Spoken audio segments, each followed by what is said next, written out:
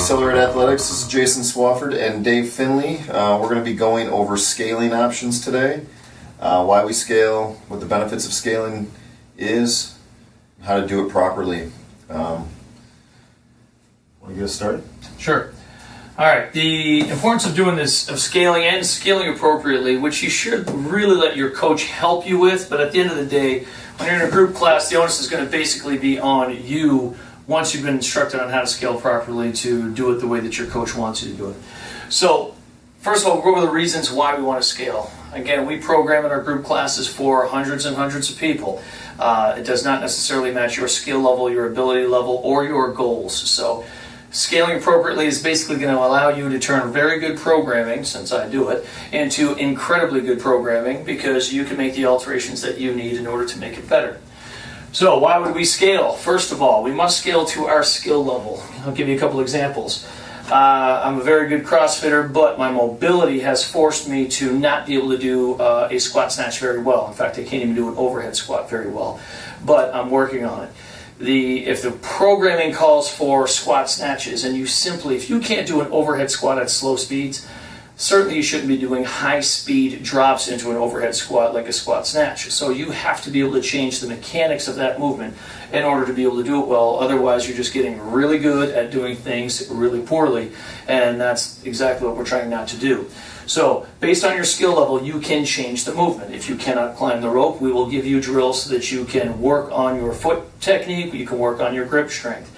If you can't do a squat clean very well, we can have you do power cleans and front squats until you can combine those moves together in the future and be able to do a good squat clean.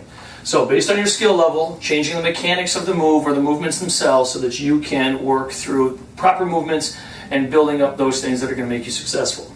Next, we're going to scale to our fitness level. If you're simply not strong enough, not fit enough, your gas tank is not good enough yet in order to match what the demands of the workout are, then you are going to either reduce the volume that you're working with, reduce the weight, reduce the intensity level of your workout so that you can keep up with the rest of the class and that you're not going to metabolically injure yourself or that the workout isn't maybe just too easy for you. And last but not least, we're going to be talking about scaling to our goals. We've got a good example of this is Bob Boschevin, who is a games athlete. The other day we had walking lunges. Bob is a horrible overhead position athlete, so Bob decided that he was going to work on that, and he was doing overhead walking lunges while the rest of the class were doing walking lunges with dumbbells on their shoulders.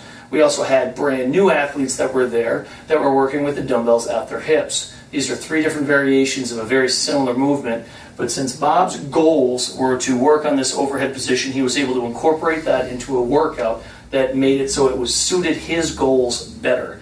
This is generally speaking more for our more advanced athletes. However, if you're trying to lose weight, if you're trying to get stronger, if you're trying to work on a position that you're no good at, any of these are really good reasons to to scale the workout appropriately so that you can accommodate your own goals. Now, how are we going to scale? Like I said before, we're going to change movements.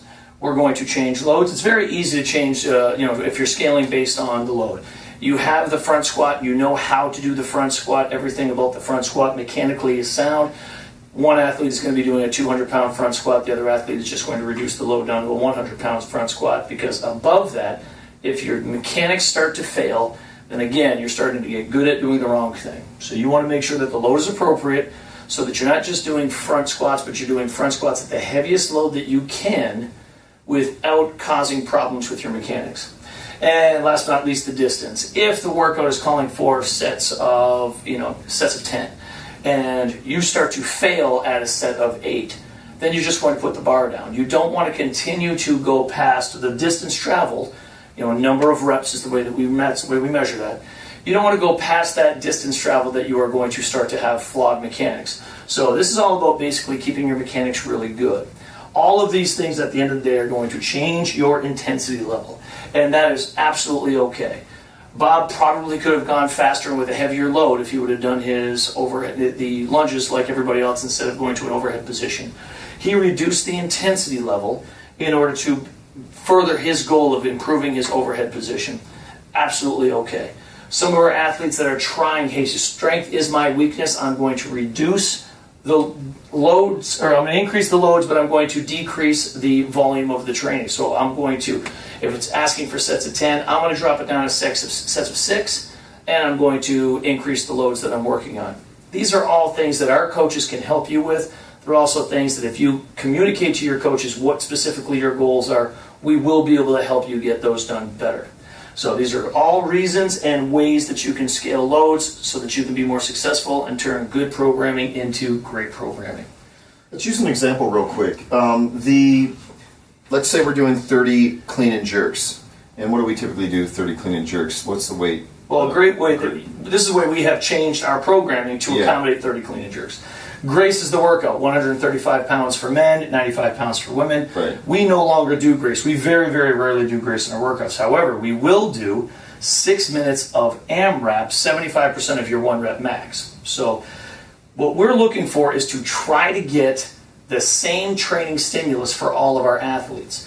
So if you're trying 135 pound grace and I've got a brand new athlete that is, that only weighs 135 pounds, also trying to do grace, you can get it done in 3 minutes. It's going to take him 30 minutes.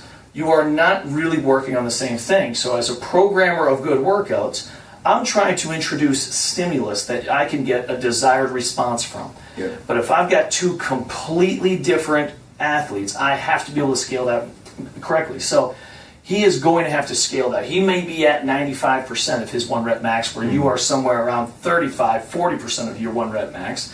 It's nowhere close to the same workout. So what we do instead is we will drop it down to 75% of one rep max, and we'll say do as many reps as you can, and more than likely your scores will end up somewhere around the same place. Yeah. Really top end athletes with really high cleans are going to have a really tough time knocking out 30 reps in 6 minutes of that.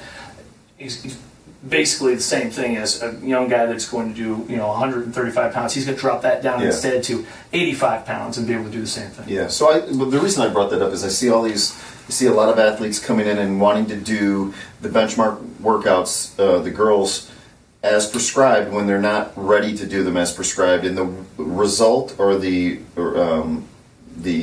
results they're getting out of that workout is not what the workout is intended to get, because they're struggling, like you said, for 30 minutes to get 30 to clean and jerks, when that isn't really the goal of that particular workout. Right. So we're always trying to program, we're trying to introduce stimulus so that we can get a desired adaptation.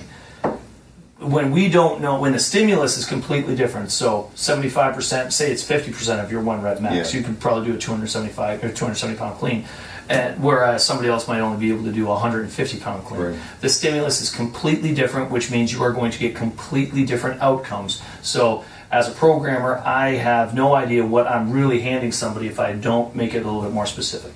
Yeah, so know your goals, and if you don't know what the goal of the workout is, ask the coach so that you can scale appropriately for that workout. Lesson of the day, ask your coach.